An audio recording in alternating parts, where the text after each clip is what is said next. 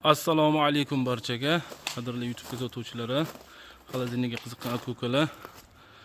Bu galgi obyektimiz Qashqadaryoda 8 metrga 5 metr, balandligimiz 420 bo'ldi. Bu to'laligicha hisoblaganda shunaqa bo'ldi. Svetimiz o'chib qoldi. Hozirda xolisi svet yongandan keyin bir marta chiroyli qilib video qilib beriladi. Devorlarimiz penopoliuretan bo'ldi. Tepadagi ispariterimiz alyuminiy korpusdagi DG55 isparitel bilan jihozlangan. Xudo xolisa, kimga shuna xizmatlar kerak bo'lsa, bemalol murojaat qilaverasizlar. Hozir svet yonganda ishlashini ko'rsatamiz. -2 da tekshirib, o'chib qoldi keyin svetimiz. Qashqadaryoda svet o'chish holatlari hali ham bor ekan. Ozgina vaqtga. Xudo xolisa, o'z bitta yana svet yongani tekshirib, yana qo'shimcha ma'lumotlarni berib o'tib ketaman, chunki haroratni tushirishda bo'lgan muammolar juda ham ko'pchilikda kuzatilgan ekan. Telefon qilib shu narsa haqida ham bir video qilib bering deb mijozlarimiz iltimos qilishdi. Xudo xolisa bitta yana video qilib beraman. Harorat tushirish bo'yicha. Hop, motorimiz 7 ta ot kuchli.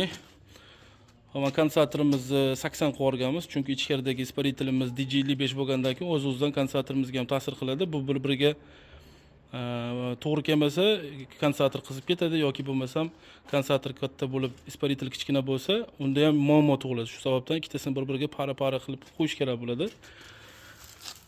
BR firmaga tegishli 7 ta ot kuchli, 7.2 deyiladi, endi aslida bu 7 talik. 5.1 kilovatli, 5 kilovat olsa ham bo'laveradi, chunki harorat tushgan sari o'z-o'zidan amperi ham pasayib boraveradi bularda.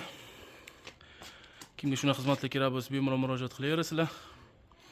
Hozirda xolis yana bir ishlagan vaqtida bitta video qilib beraman. Narsani qo'shimcha qilib aytib o'tib ketaman. Har doimgidek. Hop, devorlarimiz penopoliuretan sariq rangligi bo'ladi. Listlarimiz 0.4 bo'ladi. Ichkari zichligi 40-42 berishgan zavoddan 1 kvadrat metri, ya'ni bu eni 0.96 bo'ladi. Umumiy hisobda 0.96 bo'ladi. 10 kg 600 shunaqa deb ko'rsatilgan. Zamonlarimiz mana. Temirli zamon.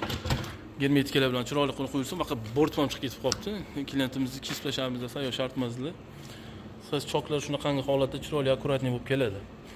Ozgina germetikalarga yoki bo'lmasam o'sha qo'shimcha mayda-chuyda rasxodlarga qaralmasa, chiroyli akkuratniy bo'lib, germetichniy holatda bo'lib chiqadi. Isparitelimiz alyuminiy korpusda DG55 bo'ldi. Klientlarimiz juda ham ko'p holatlarda isparitelimizni muzlatib qo'yishadi. DD bilasiz, falgasi yaqinroq, DG-niki uzoqroq bo'ladi. Lekin DD sovug'i ko'proq ishlab chiqaradi.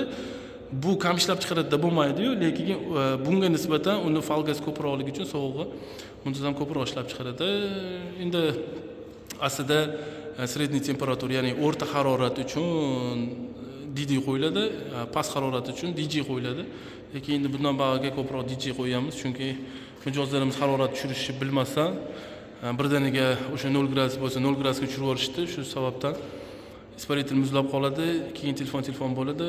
To muzini eritib olguningizcha ichkaridagi harorat ko'tarilib ketadi. Mijozlar tushunmay qolishadi. Ba'zi vaqtlarda chunki dabdurustdan birdaniga xolodilnik ishlatmagan odam xolodilnik ishlatsa tushunmovchilik bo'ladi o'ziga yarasha.